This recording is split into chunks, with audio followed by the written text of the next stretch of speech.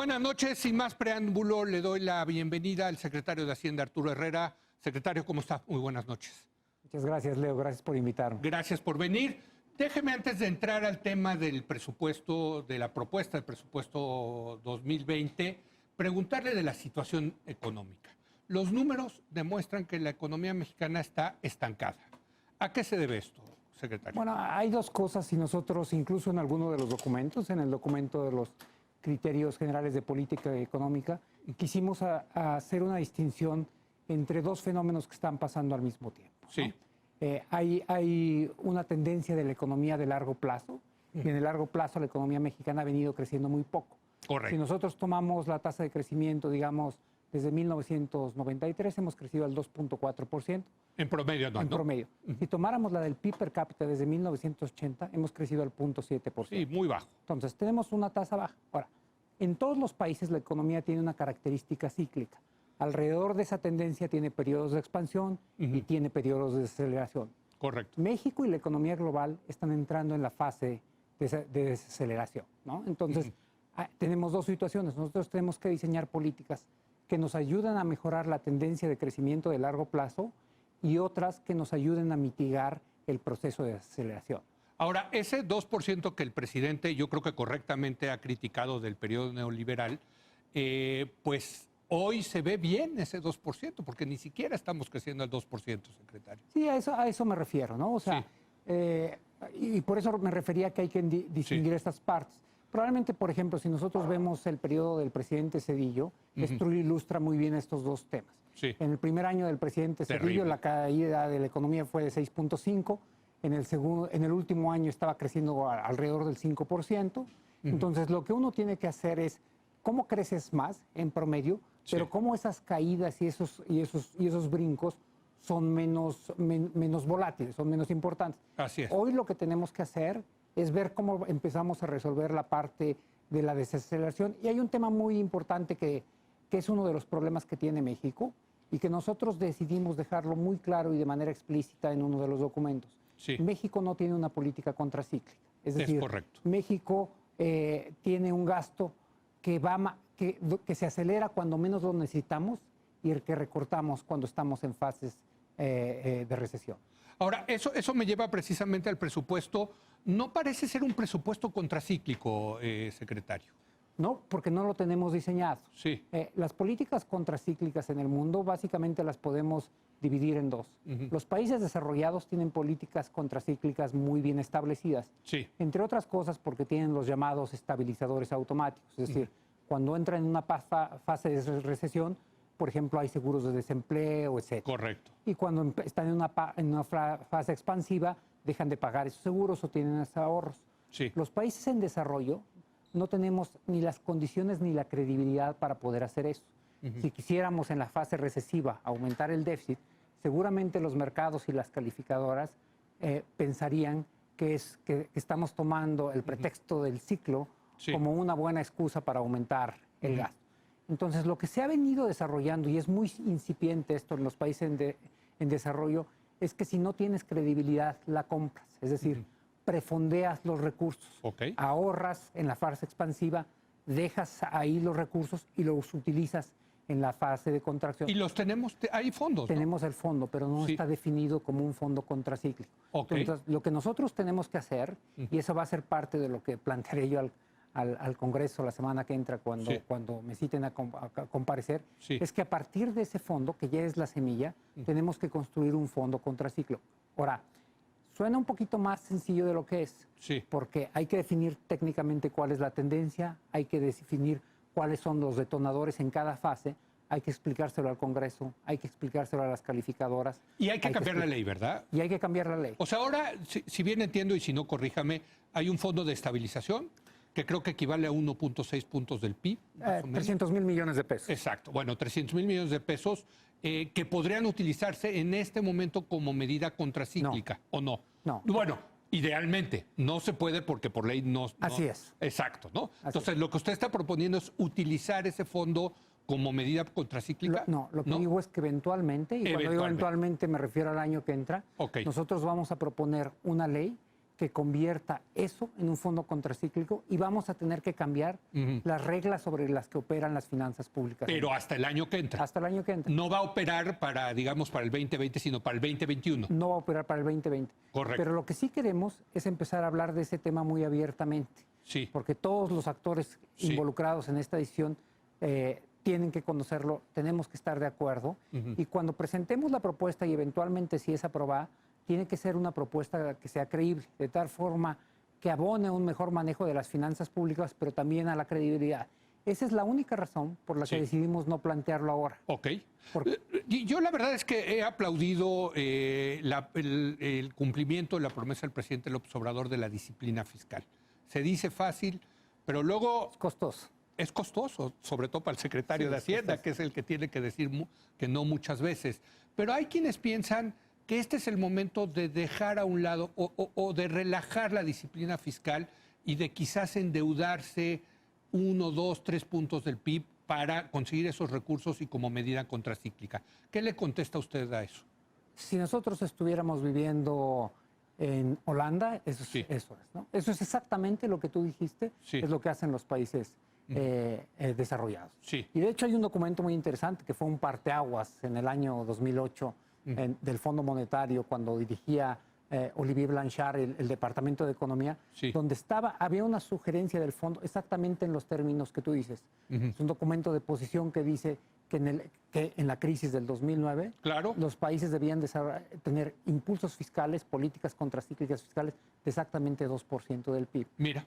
Ahora, pero ese lujo no lo tenemos nosotros. Y te doy una serie de datos por qué. Sí. En el año 2008, la deuda mexicana era de 28% del PIB. Sí. Al 2016 era 49% del PIB. Correcto. Entonces, nuestros márgenes de maniobra fueron prácticamente ya agotados. Sí. Lo que tenemos que hacer es estabilizar la deuda, dar tranquilidad de que la deuda no va a seguir creciendo y al mismo tiempo empezar a diseñar una política contracíclica. Ojalá esto lo hubiéramos podido hacer antes de que se entrara en la fase baja del ciclo, pero uno no escoge las condiciones en las que... No, desde luego, y aquí yo quiero decir que aquí fuimos muy críticos en esta mesa de pues los casi 10 puntos del PIB que le metió la administración pasada de deuda. Sí, ¿no? fueron 15, de 34 a 49. Fueron 15 en requerimientos, ¿no? Financieros del sector público. Así es la definición más amplia de deuda. ¿Dónde quedó ese dinero? O sea, bueno, eso también nos lo preguntamos. Porque es impresionante el crecimiento de la deuda y al mismo tiempo baja la inversión pública. Se lo gastaron mal la administración pasada. Sí, yo creo que es muy fácil criticar a toro pasado, pero no es algo que sea fácil de entender. Sí. Y de esa parte, probablemente la más difícil de entender es la que pasó con Pemex. Sí. Pemex inició el sexenio pasado con 50,000 millones de dólares de deuda y acabó con 107,000 millones de dólares de deuda.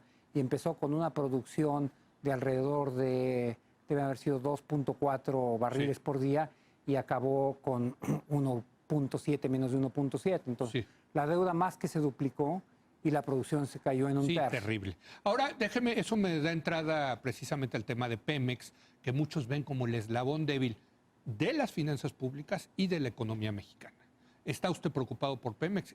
Espero que esté preocupado, secretario, del tema de Pemex. Pemex es el principal activo de México, entonces lo tenemos que cuidar y había sido descuidado. Sí. ¿No?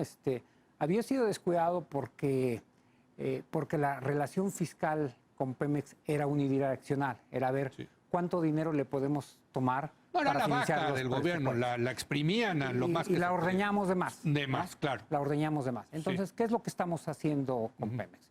Bueno, primero, Pemex está haciendo una serie de cosas muy específicas. Cambió la estrategia de inversión en aguas profundas para privilegiar la producción en aguas someras y en tierra. Correcto. Y eso le ha permitido, primero, parar la caída de la producción, estabilizarla y está empezando ya a crecer, ¿no? Esto suena muy sencillo, pero revirtió una tendencia de 14 años. Desde el 2004 venía cayendo la producción. Correcto. Ese es el primer punto. El segundo punto es, para que Pemex produzca más, necesita invertir más. Y hoy no estaba en una posición para invertir más. Entonces, por primera vez en la historia, esa dirección unidireccional, esa relación unidireccional cambió. y nosotros le tuvimos que invertir a Pemex. La están La capitalizando. estamos capitalizando. Hoy Y anunciaron 5,000 millones de dólares.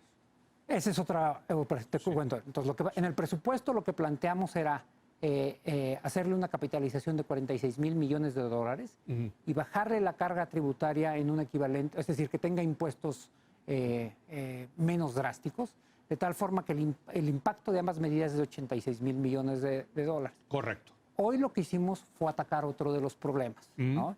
Y bueno, esta operación que anunciamos hoy, tenemos meses preparándola. Sí. Fue un poco Pero curioso. entonces la de hoy, o sea, la otra es capitalización, digamos, Claro. ¿no? Para el año que entra, Ajá. 86,000 millones Así es. que se van a ir, espero, a inversión. producción, sí, a exploración y producción. Exploración y producción. Sí. Lo de hoy, estos 5,000 millones de dólares. Lo de hoy ¿para qué tiene son? que ver con una operación muy compleja y déjame Sí. tratar de explicarlo en términos muy simples. Ujú. Pemex no solamente era una empresa, es una empresa con una deuda muy, muy alta, sino Sí. que una parte importante de su deuda se vencía en los próximos meses. Ujú. Entonces, este es uno de los elementos de preocupación para los inversionistas, Correcto. para las calificadoras. Entonces, lo que hicimos con la operación que anunciamos hoy, que en realidad son 3 operaciones de un solo golpe, es capitalizarla con 5,000 millones de dólares, Sí. que están parcialmente condicionadas a cambiar también parte de los bonos que son de corto plazo Ok. por bonos de largo plazo. O sea, es un Entonces, swap, digamos, ¿no? Ujú. un intercambio. Un sí. intercambio. Y lo que vamos a hacer con esto es, primero, le vamos a bajar la deuda de Pemex en 5,000 millones de dólares, Sí. pero además vamos a tratar de mandar alrededor de 10,000 millones de dólares de Más vencimiento en más los largo. próximos 4 años a después del 2023. Y eso va a despresurizar, digamos, las Claro, finanzas. una de las preocupaciones que habrá con Pemex ya no existirá. Entonces, lo que estamos haciendo es atacar un problema a la vez. El problema de la caída de la plataforma ya se paró, está revirtiéndose, no había recursos para invertir, le estamos inyectando. El problema del agolpamiento de vencimientos Sí. en el corto plazo lo estamos atacando con esto. Ahora, en el caso también de Pemex hay que decir que pues han sido criticado el gobierno del presidente López Obrador por la construcción de la refinería de Dos Bocas, Tabasco, porque muchos piensan, y me incluyo, que si vamos a gastar 8,000 millones de dólares, mejor metérselo al negocio que deja más dinero. Usted mismo lo ha dicho, que es la exploración y la explotación de petróleo. No a un negocio que cuando está bien administrando deja márgenes muy bajos como la refinación. ¿No sería lo conveniente utilizar esos 8,000 millones para recuperar, para darle todavía más inversión al tema de la producción petrolera? Pemex es una empresa multiproducto. Sí. O sea, produce petróleo, refina Sí. aceites para producir gasolina y tiene muchos otros negocios. Correcto. Dentro de ese, el más rentable, por supuesto, es la producción de petróleo. Pero de lejos, ¿no? Por supuesto. Y eso quiere decir que ahí deben de ir la mayor parte de los recursos, Sí. que eso es lo que está pasando. Ahora, tal vez un error estratégico de nosotros fue haberle dado tanto énfasis a la refinería o a las refinerías, cuando dentro del marco global de inversiones de Pemex son un tema relativamente menor. Le están dando más a producción de petróleo. Claro, porque además los 8,000 millones de dólares que hablaste son a lo largo de los... De la construcción. de digamos. los años, claro, Sí. ¿no? Entonces, el tema más importante y el reto más importante en Pemex es cómo asegurarnos que la plataforma va aumentando y que llega a niveles como los que tenía... O sea, la prioridad para el gobierno es la producción de petróleo. Sí, claro. No hay, o sea... No, además, si no hay petróleo, tampoco se puede refinar No, petróleo. bueno, puede importar uno petróleo, pero imagínese. Y en el caso de Pemex, dice, Pemex se va a concentrar entonces en aguas someras y en yacimientos territoriales. En ¿Qué va a tierra pasar? y aguas someras. Exacto, en tierra y aguas someras. ¿Qué va a pasar con aguas profundas?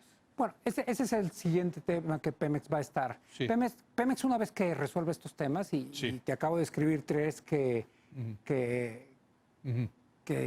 los vuelve, que los tiene muy ocupados. Sí, ¿no? sí, Pero una sí. vez que resuelva estos temas que son inmediatos y de los próximos meses, va a estar estudiando 2 cosas.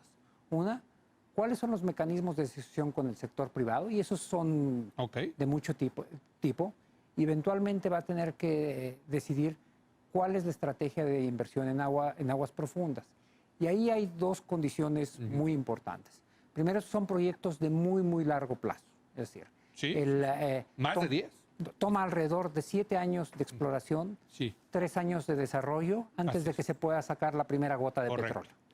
Pero además son proyectos de mucho más alto riesgo.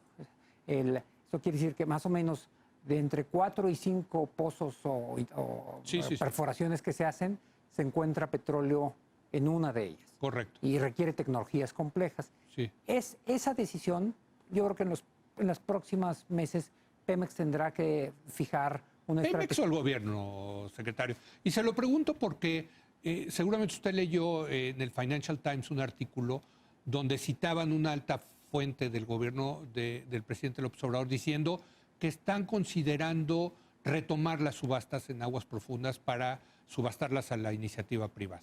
No, a ver, Seguramente lo leyó, sí, ¿no? Claro. Sí. Pero, o sea, las decisiones Sí. de Pemex se toman en Pemex. Pemex Correcto. tiene un estatus muy específico, legal, que ha cambiado. No es una paraestatal, es una empresa productiva. Sí. Ahora, el gobierno tiene un rol.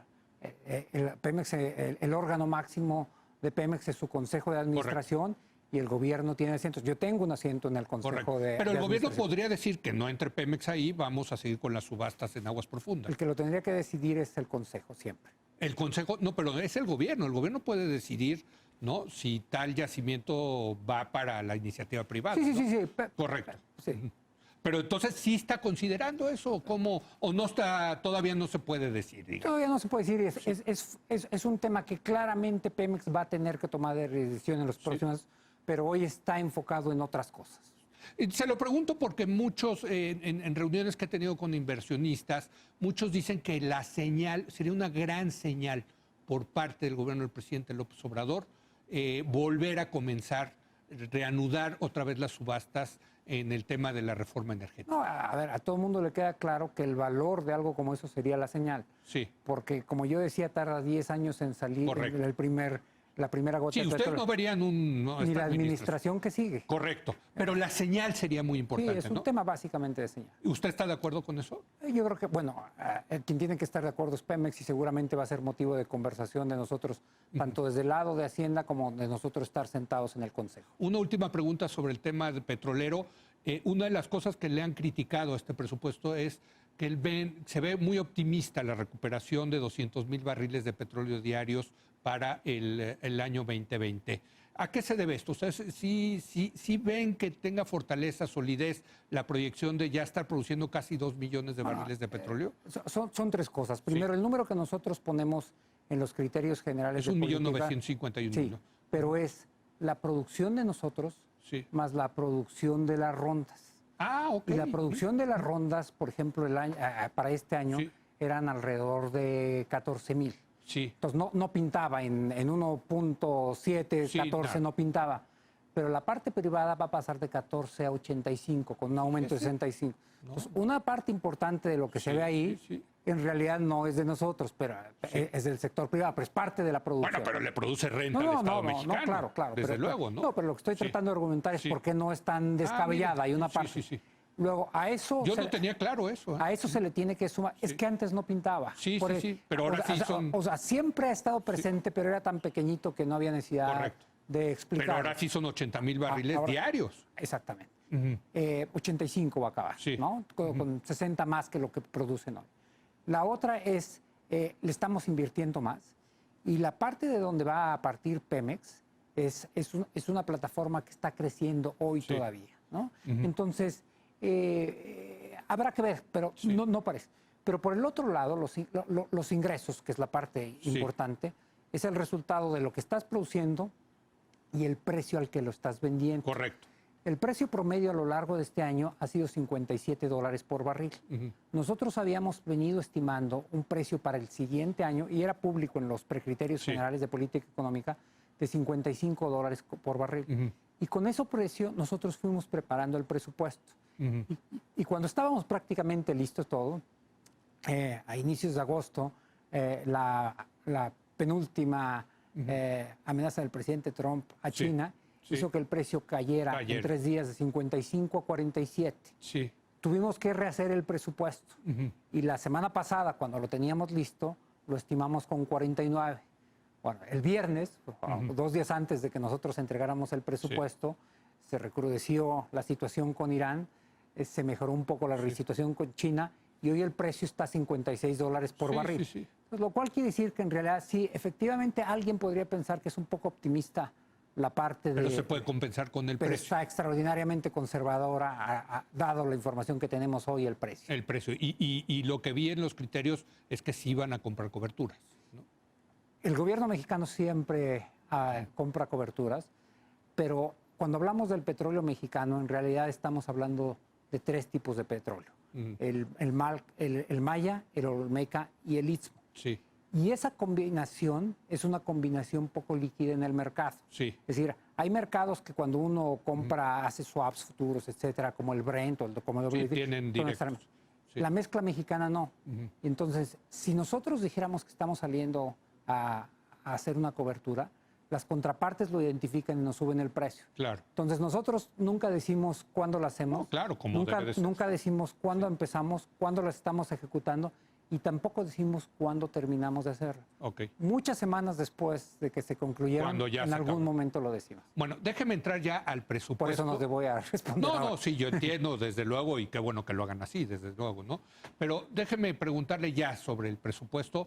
La parte de ingresos, pues hay algunos temitas ahí para las plataformas digitales, etcétera, pero se cumple la promesa, creo, en lo básico de no más impuestos, por lo menos este año. Pero también han dicho que la gran reforma fiscal podría venir el año que entra.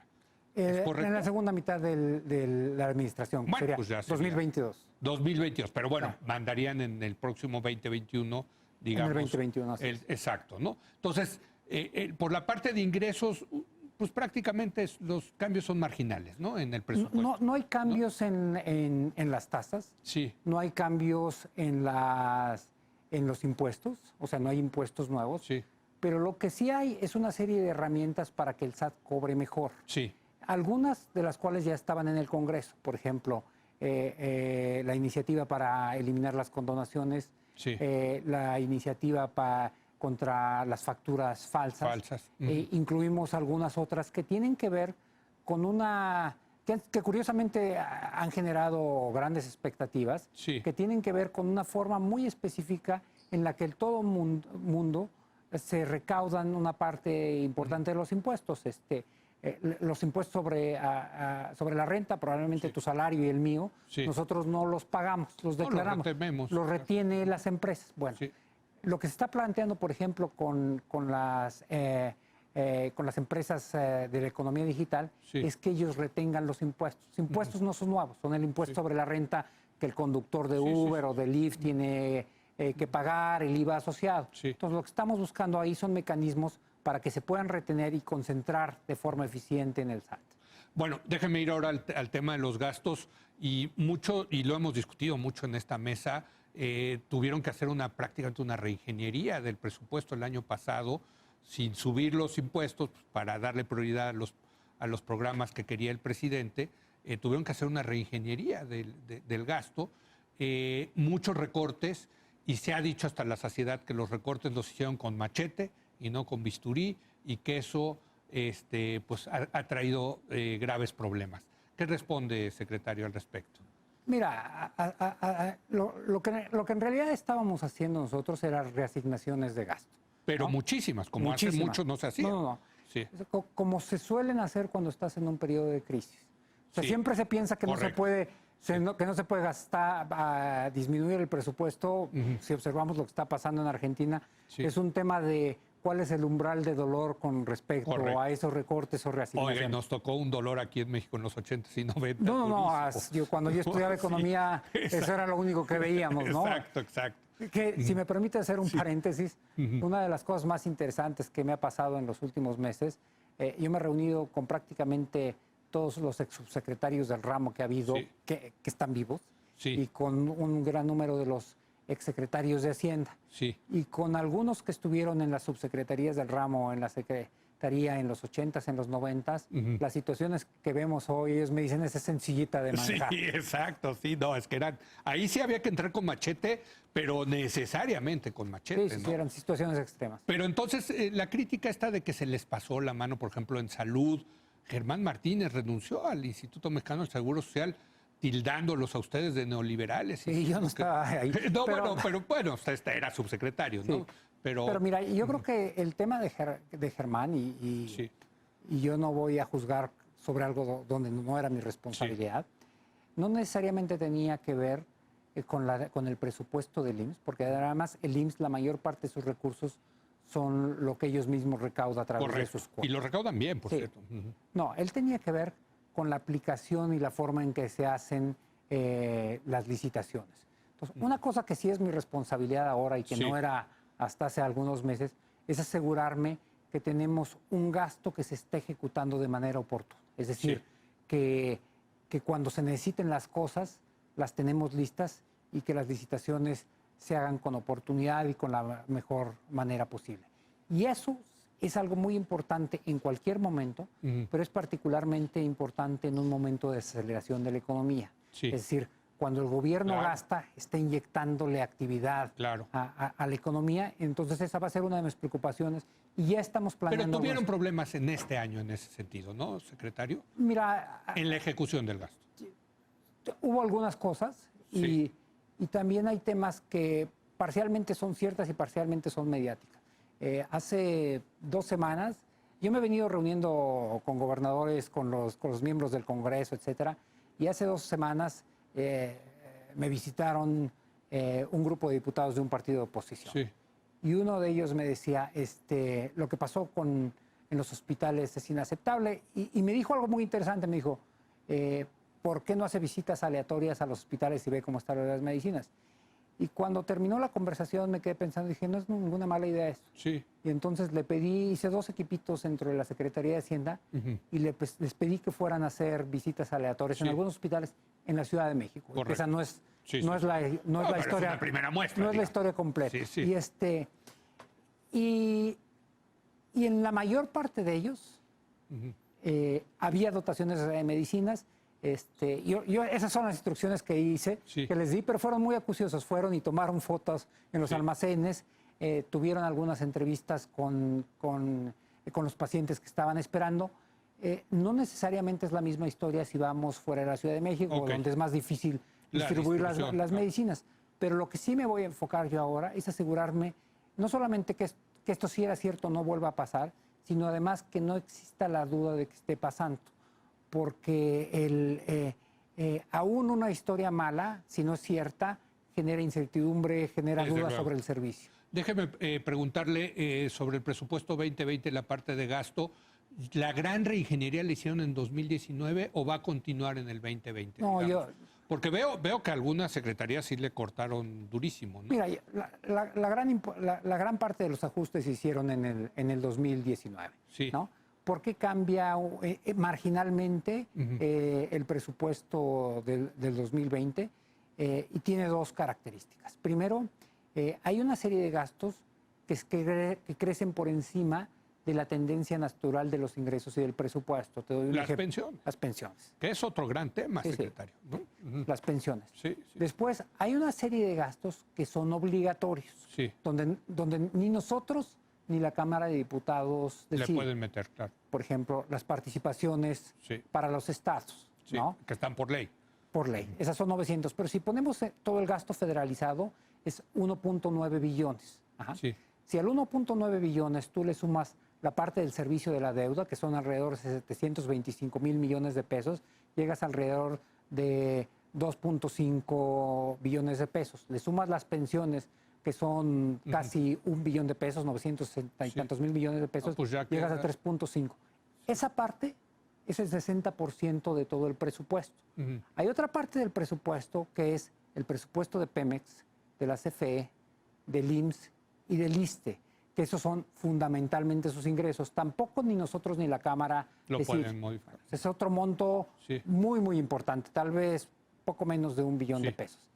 Y si a esto sumamos algunos fondos como que van a los estados, etcétera, alrededor del 82% del presupuesto es rígido.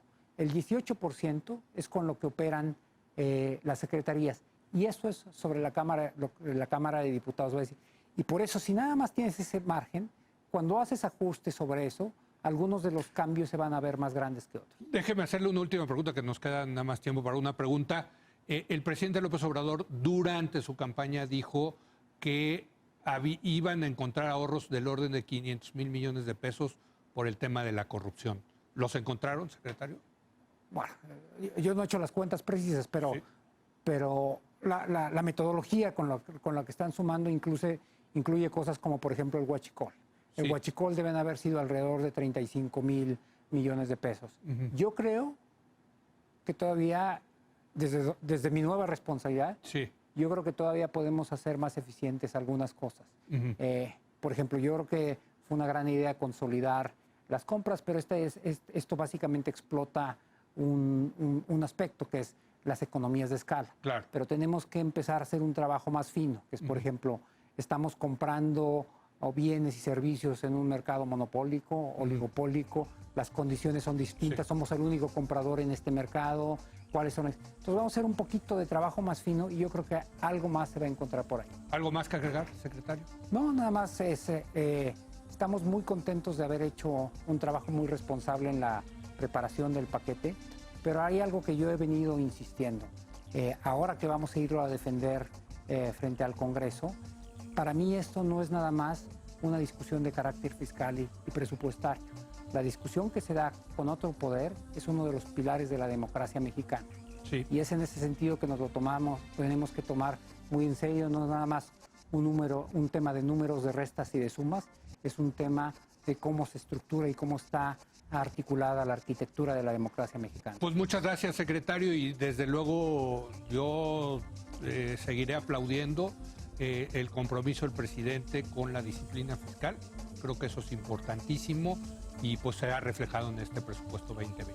Gracias por la invitación. Gracias al secretario de Hacienda y Crédito Público, Arturo Herrera. Regresamos en un momento más.